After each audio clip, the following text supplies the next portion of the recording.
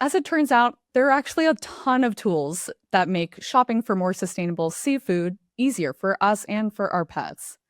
Seafood Watch as a program is always working towards making things that consumers can utilize when shopping and dining. So we have our iconic pocket guides that we send to all of our zoo and aquarium partners. So you can find them at your local zoo or aquarium. You can also download them from our website and reference them when you're shopping or dining. We also just launched our new Best Choice restaurant program, which is really, really exciting. So essentially what it is a restaurant that serves at least one green rated seafood item can sign up, and they get a little cling that denotes them as a Best Choice Restaurant Program partner on their door. But also what's great is that on the menu itself, the iconic Monterey Bay Aquarium kelp swirl will be on the menu in green next to the seafood item that is green rated, and the provenance information must be printed there.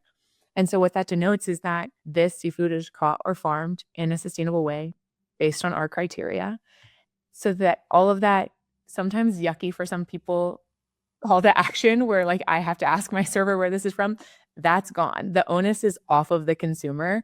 And it also shouts out restaurateurs and chefs that are doing the good work and trying to source sustainably. So it's celebrating their efforts as well. In addition to that, we're also working on a new consumer app that can be utilized whilst shopping or dining for those same kind of questions that maybe you have a follow-up to the guide. The app will be more user-friendly. Wendy was also eager to share some practical actions we can take in our own lives to support wildlife conservation for sharks and other endangered species. A lot of times it at the individual level, it can feel overwhelming and like, what can I do? And there are things that individuals can do to really look at those more indirect or secondary causes to shark and ray decline. And I don't want to leave those out. The things that Paul are talking about are vitally important to the protection of sharks and rays and have to be worked on at the system level. As an individual, what can you do? So in addition to looking at your pet food, you can avoid buying products. A lot of shark products are in your cosmetics and personal care products. People don't realize there can be squalene in your lipstick. So I like to share with people to avoid products that list squalene or shark liver oil as an ingredient. If it does list squalene, I have seen where there's plant-based squalene that you can purchase. But if you're buying vegan personal care products, then no animals were harmed in that. So that's something that people can do. You can also look at how you are addressing your energy usage. Something very simple. Climate change is an issue for about 10% of shark species. So reducing your energy consumption. There are very easy ways that you can do that at home.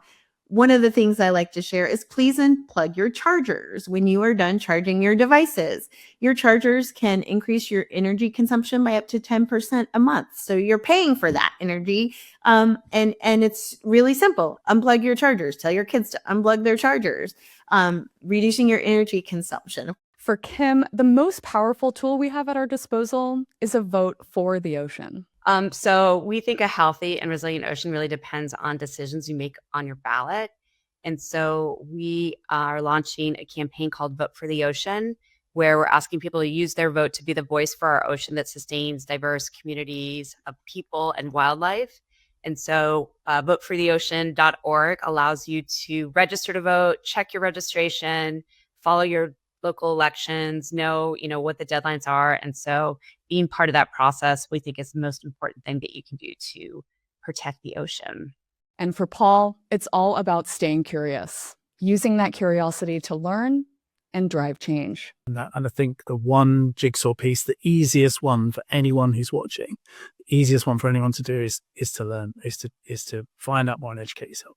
I was a child of the 1970s and 1980s, right? If I wanted to learn about sharks, I had to get a bus into town. I had to go to the building from the library. I had to find the time when it was open. I had to go in and use a weird card system to find out where to find a book. I had to get a big book off a shelf, open it up, and read text to try and learn something about these animals. We all walk around with so much information in our pockets, on our desktops.